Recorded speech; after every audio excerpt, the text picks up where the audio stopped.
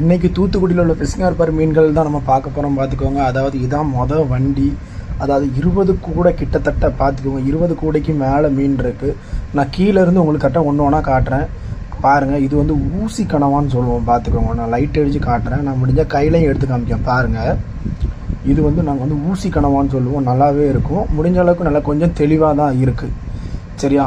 ஆனால் அவங்க காலையிலையும் பிடிச்சிருக்கலாம், மத்தியானமும் பிடிச்சிருக்கலாம். ஆனால் வந்து கரைக்கு வந்து சேர்றது பார்த்துக்கிட்டே நைட்டு தான் மீன்கள் வந்து இறங்கும். அதனால் கொஞ்சம் ஐஸ் அடிச்சு வச்சுருப்பாங்க. ஆனால் கொஞ்சம் நல்லா தான் இருக்குது. கொஞ்சம் தெருதான், அந்த மையெல்லாம் அப்படியே தான் இருக்குது. அந்தளவுக்குலாம் டேமேஜ் கிடையாது. சூப்பராக இருக்கும். கிரேவிக்கும் சரி, பொரிக்கிறதும் சரி. பக்கத்தில் என்ன இருக்குதுன்னு பார்த்துக்கிட்டிங்கன்னா பாருங்கள், கிளாத்தி, அதாவது கருப்பு கிளாத்தி ரொம்ப ஸ்மெல் அடிச்சுட்டு அதனால் என்னால் தூக்க முடியலை. எதுக்குன்னா நான் தனியாக தான் போயிருந்தேன். நான் இப்போ அதை தூக்கி உங்களுக்கு வீடியோவில் ஒழுங்காக தெளிவாக காமிச்சேன்னு வைங்களாம். என்னால் அடுத்த வீடியோ உங்களுக்கு எடுக்க முடியாது. அதனால நான் கையில் எடுக்காமல் காமிச்சிருப்பேன். கிளாத்தி தான் இருக்கையிலே அதிகம். அதாவது ஒரு 10 கூடைக்கு மேலே. இப்போ பார்த்துக்கிட்டிங்கன்னா சீலா மீன் தான் பார்த்துக்கிங்க. பாருங்கள், சீலா மீன் ரொம்ப ஃப்ரெஷ்ஷாக இருக்குது. ஐஸில் இப்போ லைட்டாக ஐஸ் தான், இருந்தாலும் ஐஸ் அந்தளவுக்குலாம் தெரியாது. கண் நல்லா தெளிவாகவே இருக்குது. சூப்பராக இருக்குது. சீலா மீன் வேறு லெவலில் இருக்குது. பாருங்கள், எல்லாமே இந்த பாருங்கள். கீழே எப்படியும் 10 கூடைக்கு மேலே வந்து கிளாத்தி மீன்கள் இருக்கும். மேலே கூட வச்சுருந்தாங்க பாருங்கள். மேலே வந்து அதாவது பார்த்திங்கன்னா இந்த இப்போ பாறைக்குட்டி இந்த மாதிரிலாம் இருந்துட்டு ஒரு அசல மீன்களும் இருந்துட்டு நான் அப்படியே வரிசையாக காட்டுறேன் இருங்க. ஏன்னா மேலே தூக்கி வச்சு வீடியோ எடுக்கிறதுக்கு கொஞ்சம் இதாக இருக்குது. நீங்கள் வரேன், நான் இப்போ எடுத்து காமிக்கிறேன் பாருங்கள்.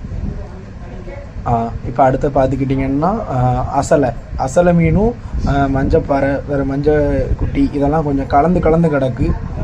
ஒரு கூடையோட ரேட்டு வந்து என்ன போகுது அப்படின்னு சொல்கிறதுக்காண்டி தான் நம்ம பார்க்க போகிறோம். பார்ப்போம். ஆனால் இன்னும் முடியும் ஏலம் கூறலை. நம்ம கூறுறதுக்கு முன்னாடி தான் அந்த வீடியோ உங்கள் எல்லாத்துக்கும் எடுத்து காமிக்கேன். மீன்கள் வந்து ரொம்ப ஃப்ரெஷ்ஷாக இருக்குது.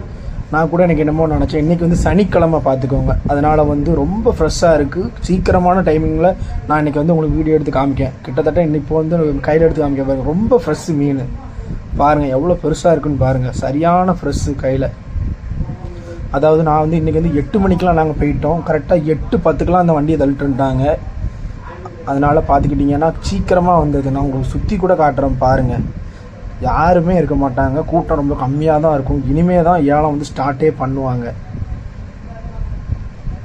பாருங்கள், இது மட்டும்தான் ஃபஸ்ட்டு வண்டியாக வந்து நின்றுட்டு இருந்துட்டு இங்கே பாருங்கள், யாருமே இல்லை பாருங்கள். பார்த்துக்கிட்டிங்களா? இனிமே தான் கூட்டம் வரும்.